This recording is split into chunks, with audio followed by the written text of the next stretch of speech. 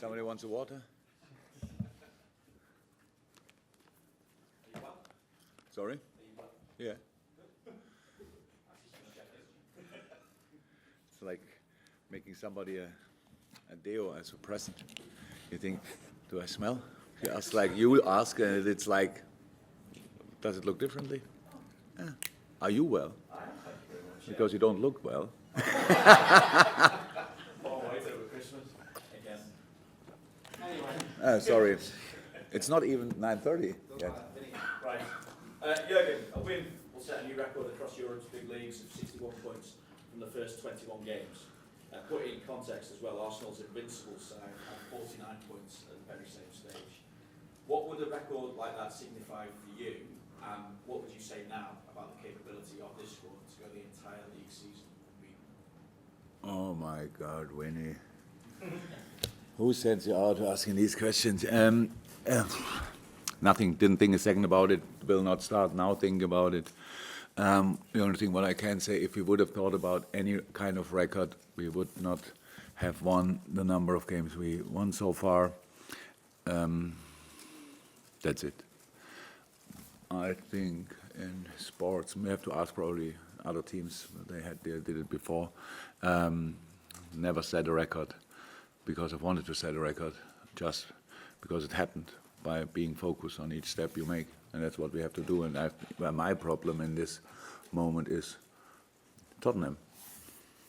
The way they play, the way we think they will play, the way they will play then, and all that stuff. That's the only thing I'm concerned about, nothing else. What then are you expecting from Spurs? We know that Jose in the past has upset Liverpool at crucial stages in the season, but also on top of that, they're without Harry Kane, so they're a different proposition. What are you expecting?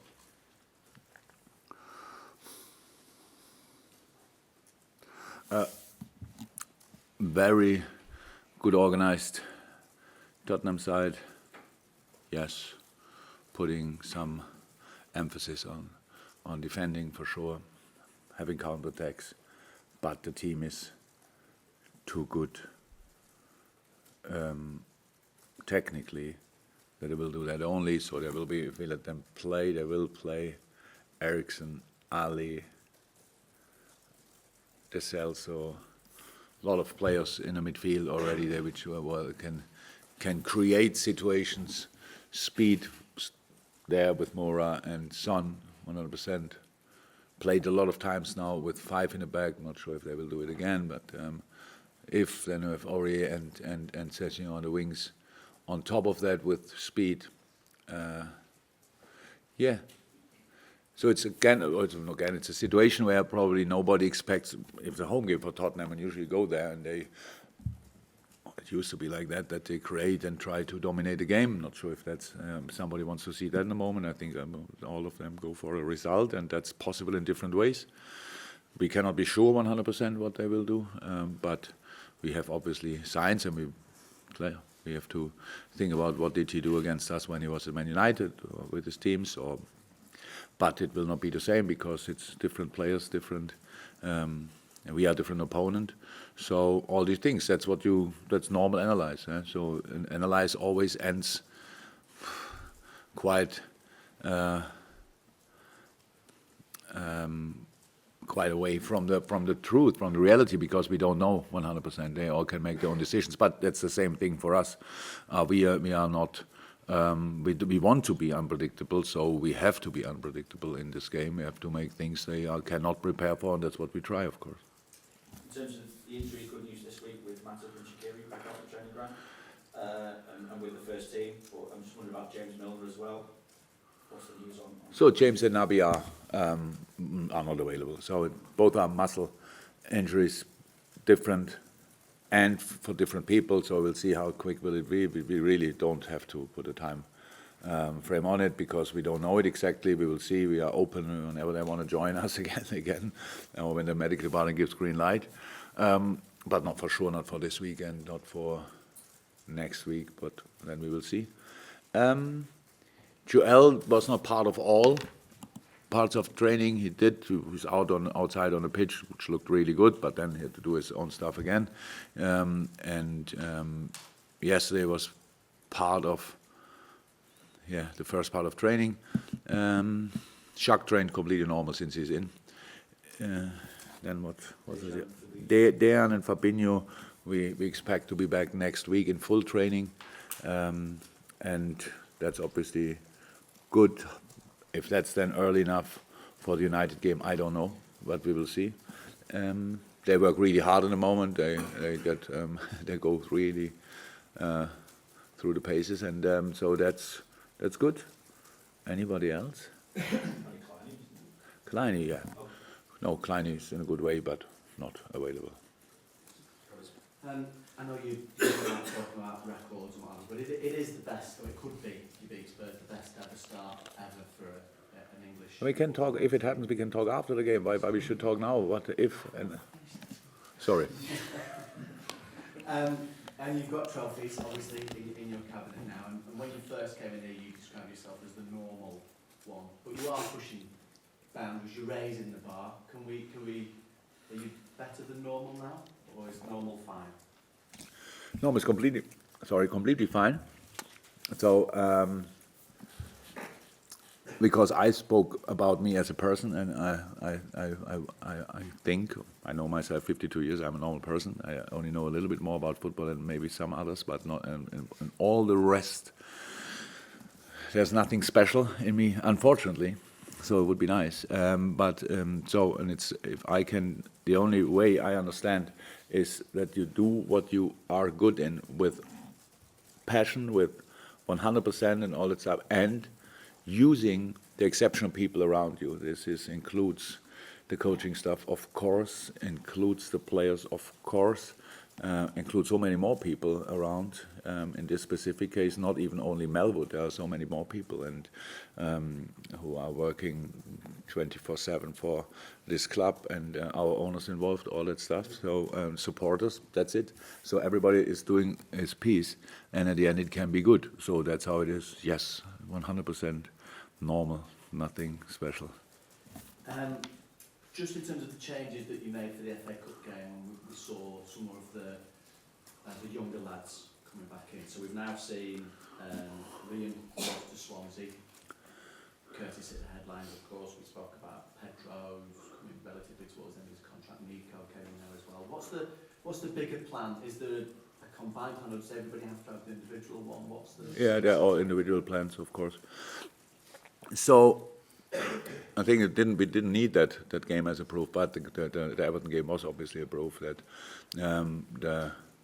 that we brought in Vitor Matos was a smart decision, because he is the coach of these boys, plus Critch, plus Alex and the academy, Alex Ingham at the academy, are doing an incredible job. But there are different ways. So what do these boys have to do? They have to develop. And we have to think about how can they develop in the best way. Our squad this year is, in this moment, they have very, very important parts, a very important part in the squad, and a very important job in the squad. Today again, yesterday again, day before yesterday, we'll have 3-4 normal sessions this week, which makes it a quite exceptional week. And they really push. They don't behave on the pitch, in a training pitch, like kids. They are kids, but they don't behave like this. That's the biggest step they made in the last 5-6 months. But on the other side, they're humble enough and understand the situation. They are surrounded by a bunch of world-class players, so they are ready to do their steps. So now what they have to do, you can send them out to a club, and where you hope they can get, games under their belt. But they have games. They have games in U23s, and have outstanding, high-quality training sessions here. So we make these decisions person by person, player by player, and don't say they go all out on loan or whatever, or they all stay here. So for Rien, it was the right thing to do. In this moment, we all agreed it was the right thing to do. And because that's important, of course, as well, that he needs to find a manager, the boys need to find a manager in the best possible way who knows them already, that's the case. Steve and Rian. So that helped a lot. Swansea and Steve Cooper asked already in the summer if he can go, and it was not the right moment. He came out of a long-term injury, so I thought he needed to just to get rhythm, get used to his body again. Your body needs to get used to the intensity. Now he's already training for a long period, and so it was a good moment. It was a good moment to give him on loan and to help Swansea, hopefully, and Swansea can help Rian and then us. So yeah, that was good. But from the others, I don't see in this moment anybody who would benefit more from a loan spell than from staying with us.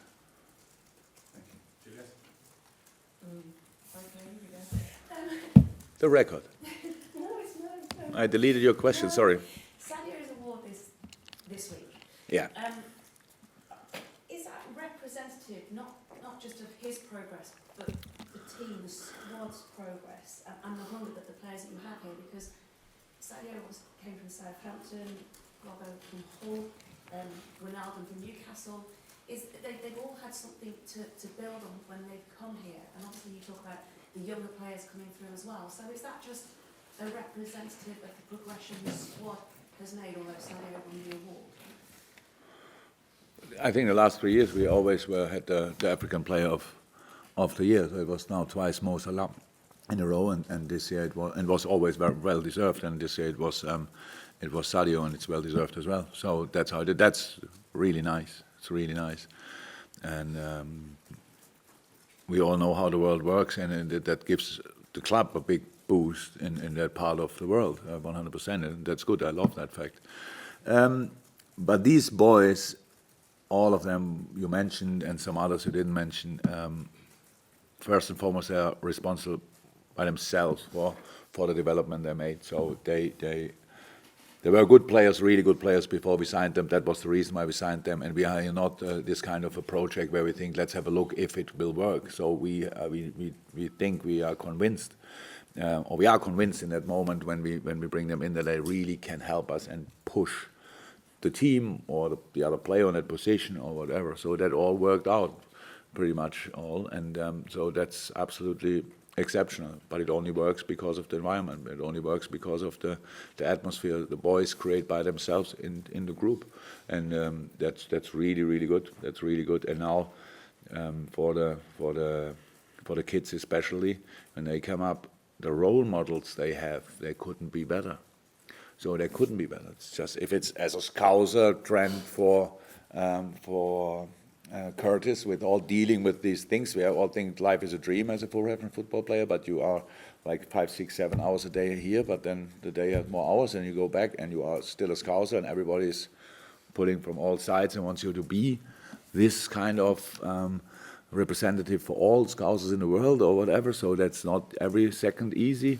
But as a professional football player, with Millie, with Hendo, with the other ones, with Adam, it's just incredible. So that's the thing that creates the situation where boys can learn from, the young boys can learn from what is allowed, what is not allowed, how much can I express myself, how much do I have to express myself, and how much do I have to be just a normal guy in the dressing room and all these things. So that makes the development, and I'm really happy that we have these kind of characters here, because that makes my job massively easier.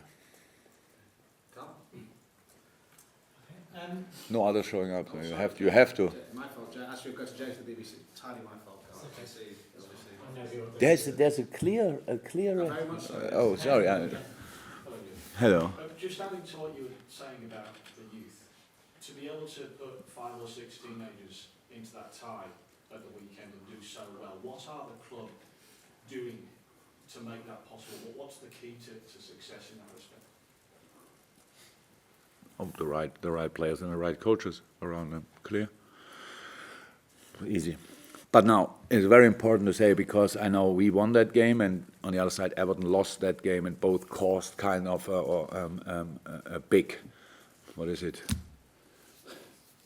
So everybody looked, wow, how can that happen? So it caused Everton problem. That was not our intention. I know for supporters it's slightly different, but for us it was not about that. It was not disrespectful. It was not about that.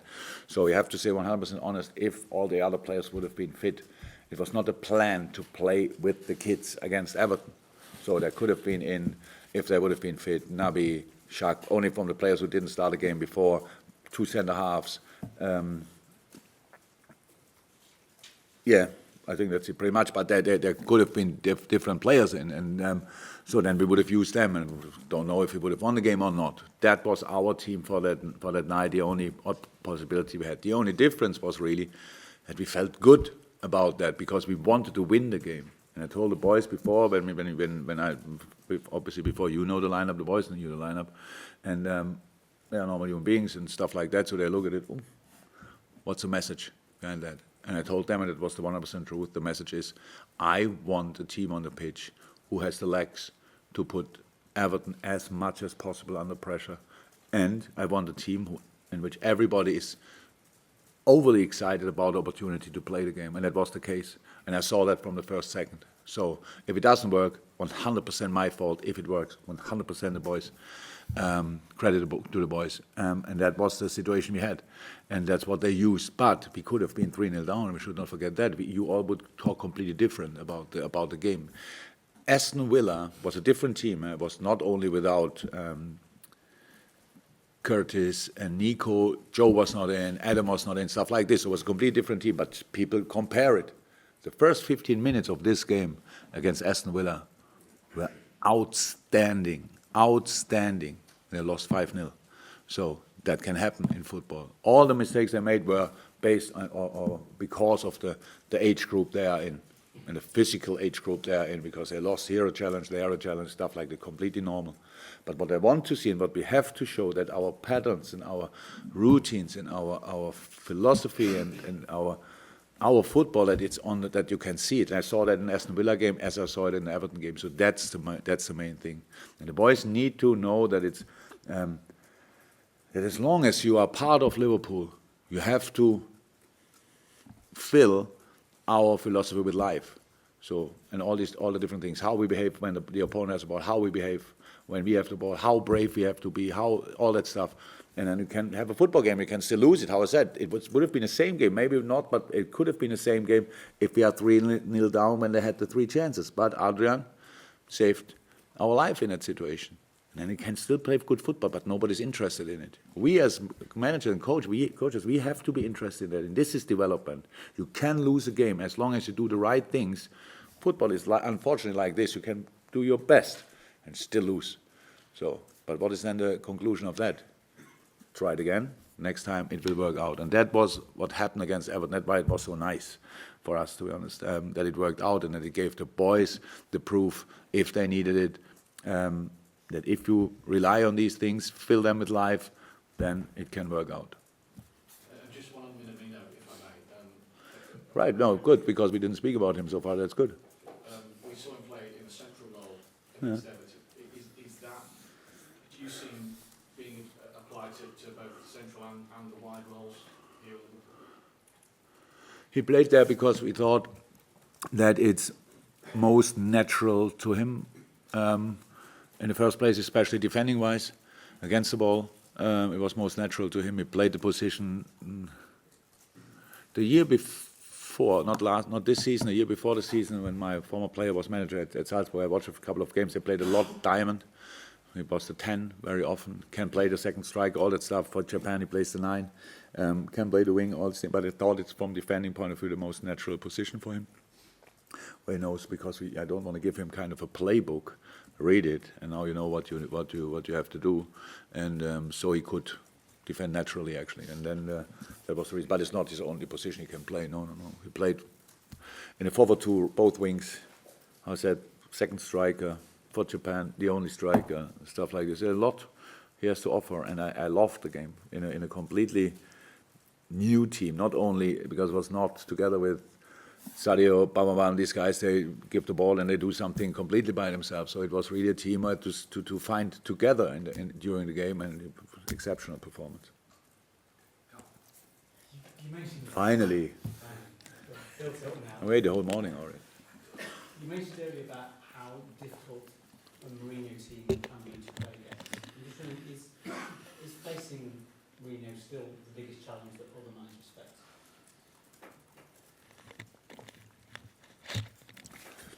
Jose Mourinho is a world-class manager with a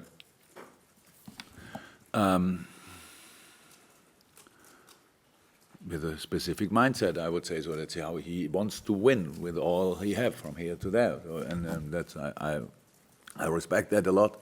So that means each situation his team is in, he tries to use for his team. Possibly because if you would be now Tottenham in a situation of us and we come there, he would try to use that. Now it's the other way around, so now he tries to use that. That's how football is. That's how managers work. And he's very... look, I don't want to create headlines, but there are a couple of games which are really... I don't remember that we played a game in the last 2 or 3 years where I thought before the game, oh, thank God it's him as a manager and not somebody else. So it's just tough against all of them for really different reasons. It's tough against the Jose Mourinho team, but the good news is, in this case I'm not sure if he was a better footballer than I was, but the good news is we don't play. It's we sent out two games full of experience and desire to change or continue their own situation, and that at the end we have to make sure that works out. Don't think anybody wants to play against us in a moment. It's a Tottenham, my preferred opponent for the weekend, probably not, but it's the opponent. So, and we are the opponent of Tottenham, and so let's try the best. You were a better footballer in I don't know. But I don't know actually. Did Jose play there? Was a goalkeeper. Jose was a goalkeeper? Does anybody know what Jose Mourinho, what did he play? So that don't blame me if you don't know it. Not that Klopp had no clue. Does anybody know the position of Jose Mourinho? I think he was a goalkeeper. Played in goal in one of the charity games, didn't he? Came on as a You can play in goal if you can't walk anymore as well, but in a charity game, sorry. But yeah, come on, look. No, I want to know it now. Come on, we need Google it. No, we have time. I have time. Oh, sorry, you asked a question. The future is for him. Obviously, you brought him back for that Everton game. And now you've got centre backs getting fit again. What happened with that? Right. First of all, it was really great. It was just nice to have him around again because he's such an exceptional person. Made a lot of experience, interesting experience in the town in the city where I'm born. So I know the people there. They can be kind of strange, but he enjoys it a lot. Yeah, probably he will go back. But we have to see exactly. But yes, probably. And? Sorry, Jose. No, but then he played the goalie in the charity game. Okay. Yeah. Richard, anything from you? No, and we can't see James and everyone here. Brilliant. Okay, room one, guys, and then see you. That's it. Yes, that's it. Cheers, Jurgen. Welcome.